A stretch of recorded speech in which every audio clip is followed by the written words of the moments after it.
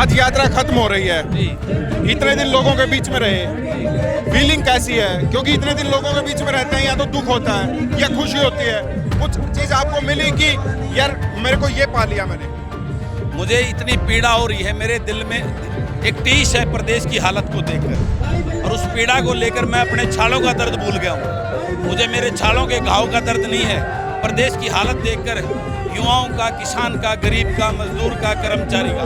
मैंने एक हरियाणा प्रदेश को घायल अवस्था में देखा है कि आने वाले समय में ये राजनीतिक दलों की झूठ और लूट की राजनीति बंद होकर प्रदेश में राजनीति में युवाओं की भागीदारी होगी। आज प्रदेश का किसान परेशान है, वो हर जगह पे कहीं मुआवजे के लिए, कहीं जल भराव के लिए, कहीं गन्ने के भाव के लिए, कहीं आलू के भावांतर के लिए सड़कों पे बैठा है। चुनाव होते ही सरपंचों को 5 पैसे दिए नहीं, पहले उनको चोर बनाकर उनके अधिकारों पे कैंची चला दी। ये संदेश देना चाहते हैं कि शांतिपूर्वक रहे। ये रूप क्यों लिया आपने? ये क्रांतिकारी रूप इसलिए लिया, उस टाइम भगत सिंह ने विधानसभा में बम फेंका था तो उसकी जेल हुई थी, वो गट्टा बनाया। नमस्कार, मैं हूं देवेंद्र, आप देख रहे हैं पंजाब केसरी टीवी।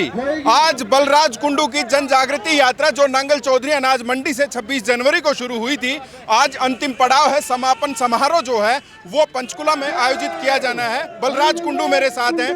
किस तरीके का एक्सपीरियंस आपका रहा जन जागृति यात्रा शुरू की? क्या बदलाव देखते हैं इस जन जागृति यात्रा से? प्रदेश में बदलाव की, व्यवस्था परिवर्तन की एक ऐसी चिंगारी भड़क चुकी है कि आने वाले समय में ये राजनीतिक दलों की झूठ और लूट की राजनीति बंद होकर प्रदेश में राजनीति में युवाओं की भागीदारी होगी। देखते हैं आप अपने अंदर क्या बदलाव देखते हैं? 26 जनवरी से 18 फरवरी लगातार पैदल चल रहे हैं, लोगों से मिल रहे हैं, लोगों के मुद्दे पता लग रहे हैं, क्या बदलाव देखते हैं? मैंने एक हरियाणा प्रदेश को घायल अवस्था में देखा है। प्रदेश के हर वर्ग को एक ठगा हुआ और लुटा हुआ महसूस किया है मैंने।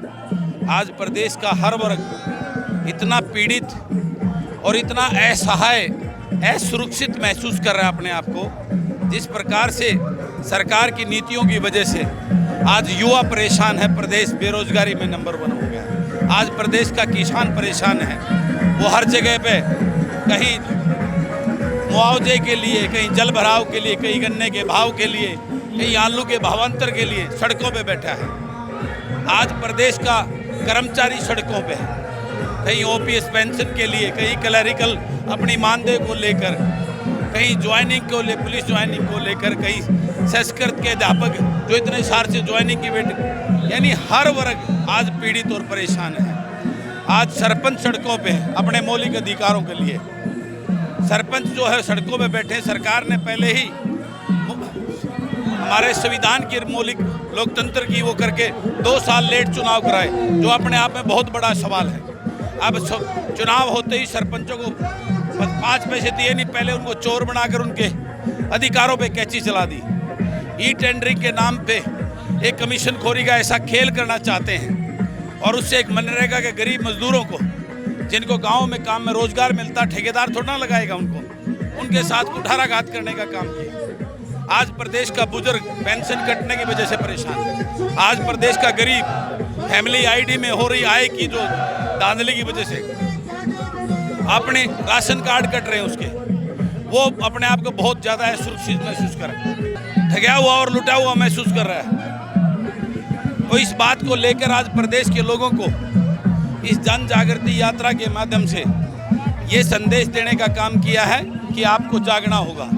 ये राजघरानों की लूट की दुकान को बंद करके किसान, मजदूर, गरीब के बेटे को अपना प्रतिनिधि चुनकर अपने विधानसभा में भेजना होगा, ताकि विधानसभा के अंदर जो शेरो शायरी है, जो चाटुकार की नीति है, वो बंद हो और विधानसभा में मुद्दों पे चर्चा हो।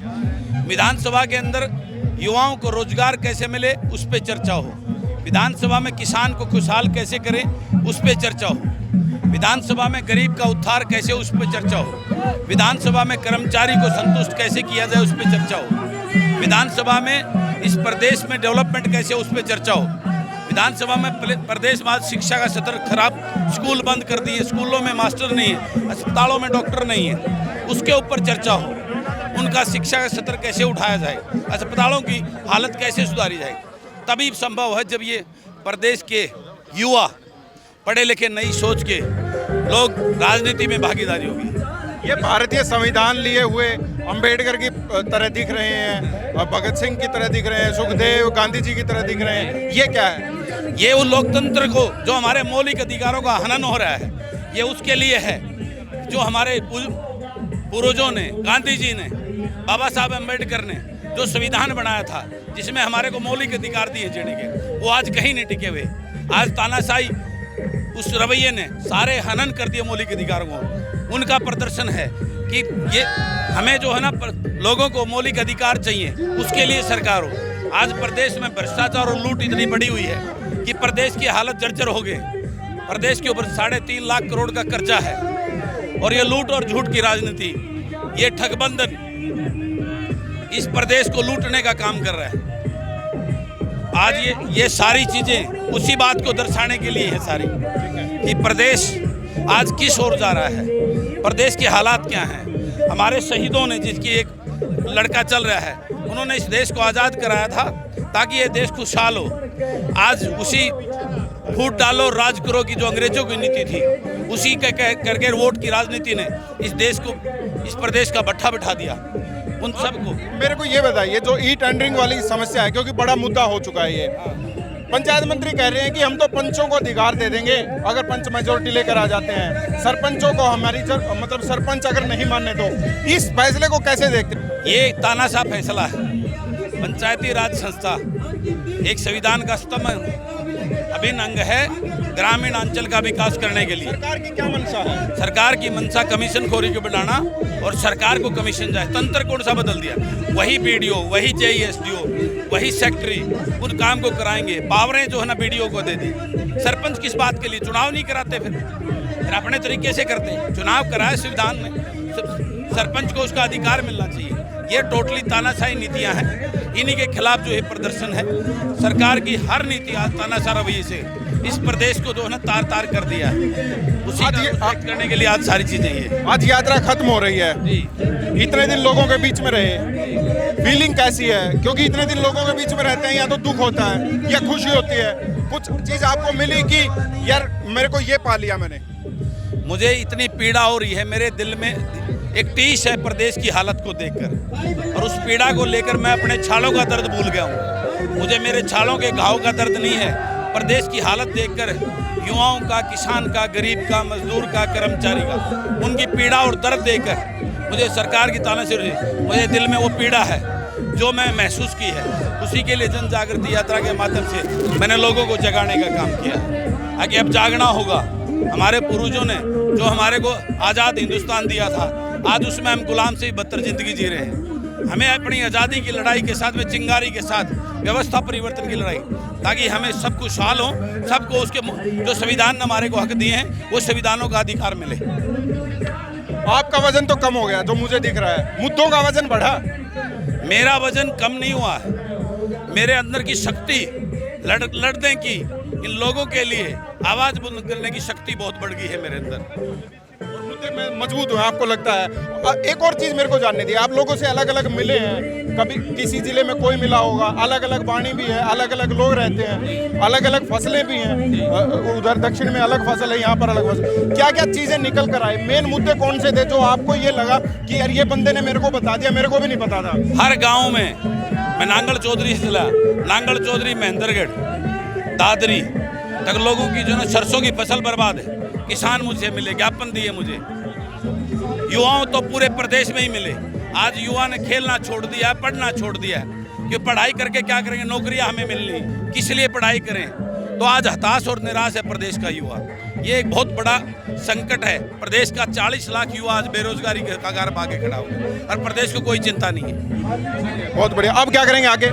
आज का क्या प्लान है? आज का अब जाके एक जनसभा होगी। अब 1 बजे का टाइम है, लोग आ रहे हैं रास्ते में, और वो करके राज्यपाल को ज्ञापन देने का प्रोग्राम है। पूरे प्रदेश की जो व्यथा मैं देख के आया हूँ, वो सारा एक ज्ञापन के माध्यम से राज्यपाल को अवगत कराने का करें। अभी बजट भी आ रहा है, बजट में ये मुद्दे सारे रखे जाएंगे। बिल्कुल, बजट में इन सारे मुद्दों पे इस प्रदेश सरकार को आईना दिखाने का काम करूंगा। ये यात्रा जन जागृति यात्रा बलराज कुंडू की यहाँ पर चल रही है और गदा उठाई हुई है, महात्मा गांधी के रूप लेकर आए हैं। आइए इनसे भी बात करते हैं। आप महात्मा गांधी का रूप लेकर आए हैं, क्या संदेश है और किस तरीके से देखते हैं ये यात्रा? देखिए, आज हम दो महात्मा गांधी का संदेश लेके हम जनता को ये संदेश देना चाहते हैं कि शांतिपूर्वक रहे, और शांति का हमारा संदेश है। किसी प्रकार के जो हमारे साथी हैं, जो संगमा है, एमएलए साहब का जो संगमा है, वो भी शांतिपूर्वक रहे। और आज जो सरकार भड़काने का काम कर रही है, हर जगह पे आप देख रहे हो कि हर जगह लोग धरनों में बैठे हैं, कई रोड बंद हैं तो कई कुछ बंद हैं, इसलिए कई भड़कने का काम ना करें। सरकार का काम में यूँ है कि जनता को भड़काना चाहती है सरकार, और मैं जनता से आज दौड़ के अपील करता हूँ कि शांतिपूर्वक रहे। 2024 का इलेक्शन आ गया और 2024 में इस सरकार को सत्ता से बाहर करते, बिल्कुल सत्ता से बाहर करते। आप भीमराव अंबेडकर का रूप लेकर आए हैं, क्या कहना चाहेंगे? किस तरीके से आज जरूरत पड़ गई कि भीमराव अंबेडकर को फिर से आना पड़ा? सर, इस संविधान की रक्षा के लिए हमें दोबारा से आना पड़ा। ये सरकार, केंद्र सरकार और राज्य सरकार दोनों संविधान की धज्जियां उड़ा रही हैं। हम ये कतई बर्दाश्त नहीं करेंगे और इस लोकतंत्र के परिवर्तन को कर करके मानेंगे। धन्यवाद। आप एक और रूप देख सकते हैं, ये बेल लगाकर पैरों में बेड़ियां हैं, हाथों में बेड़ियां हैं, चल रहे हैं। आप ये रूप क्यों लिया आपने? ये क्रांतिकारी रूप इसलिए लिया, उस टाइम भगत सिंह ने विधानसभा में बम फेंका था तो उसकी जेल हुई थी, वो गट्टा बनाया। तो आपको लगता है कि आज युवाओं को जरूरत है उस रूप को दिखाने की, उसकी तरह ही निकल कर आने की? बिल्कुल जरूरत है, क्योंकि सरकार तानाशाही बन चुकी है, बिल्कुल पूरे तरीके से अपना तानाशाह रवैया अपना रही है जनता पर। और जो भी सरकार, युवा वर्ग परेशान है और कर्मचारी परेशान है, आजकल हर वर्ग परेशान है सरकार से।